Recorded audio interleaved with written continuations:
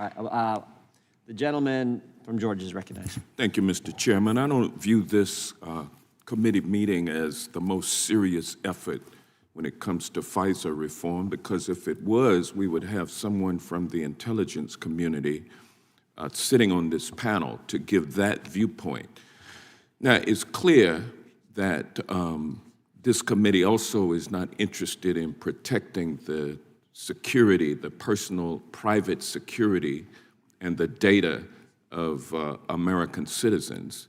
And that's because it was complicit when this president set up DOGE, the Department of Government Efficiency, and put it in the hands of Elon Musk, and then unleashed Elon Musk to collect the private data of citizens through capturing the data of the Social Security Administration, the Treasury Department, the Office of Personnel Management, Health and Human Services, the VA, the Consumer Financial Protection Bureau, the Department of Commerce, the Department of Education, the Department of Energy, the Department of Labor, the Department of Transportation, and others, collecting this data.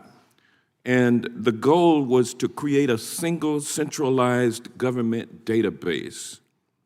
And this effort was unprecedented and unauthorized by Congress. And while it was happening, this committee, as it does today, stood silent and complicit and let it happen and is not concerned about it. I'm concerned about that data. I'm wondering, Ms. Goteen, if you are, as it relates to Section 702. I'm very concerned about what you're talking about, and in fact, I think I was speaking about it earlier when we were talking about sort of removing the quote-unquote silos. I think that the access to data, private, sensitive data of Americans that is collected by the government on occasion for legitimate reasons, and then maybe sometimes for less legitimate reasons when the government is simply buying up massive databases, making that data widely available to anyone in government is a major privacy and civil liberties issue. And this committee has not been interested in that. Let me ask a question.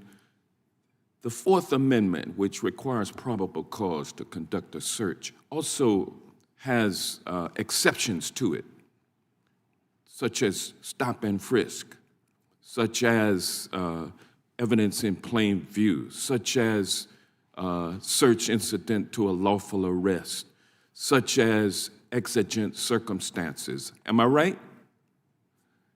That's for people on the street, though, regular people, but people in the suites. Before I say that, I'll note that on February 20th of this year, Trump issued an executive order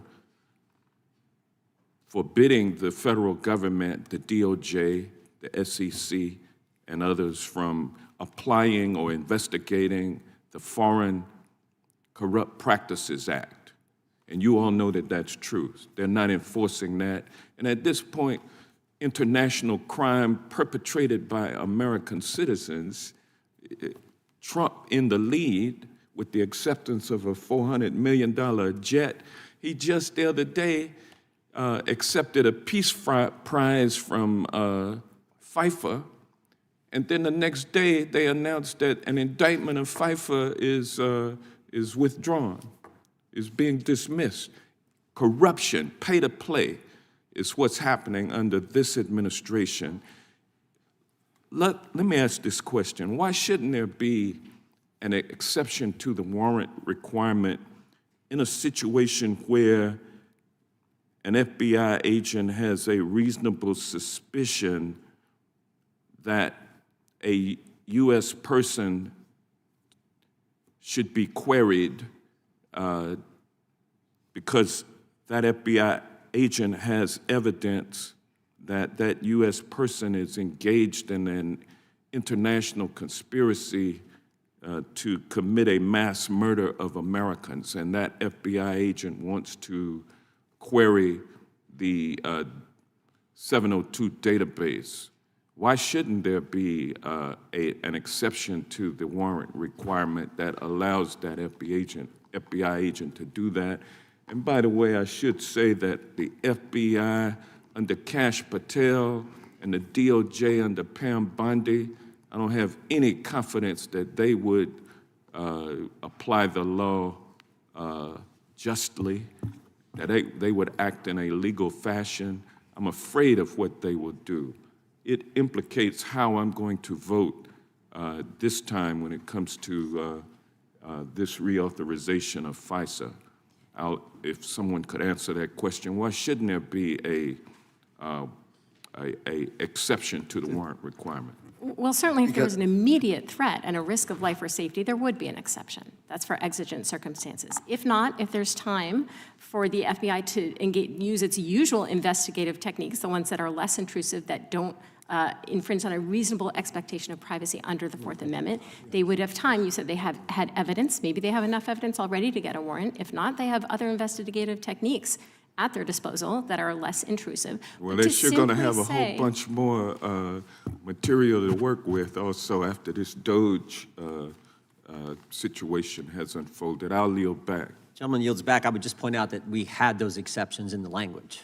In fact, I would think many of us thought we almost had too broad of an exception language in there for imminent threat, for a cybersecurity situation if the person gave permission. So we had that in the language. It was as we were being as generous as you could possibly be, I thought. So, well, I tell you, I'm going to be looking at it through a different set of eyes now that this Trump administration is in place. Just as long as you're a yes vote, we don't care how you get there.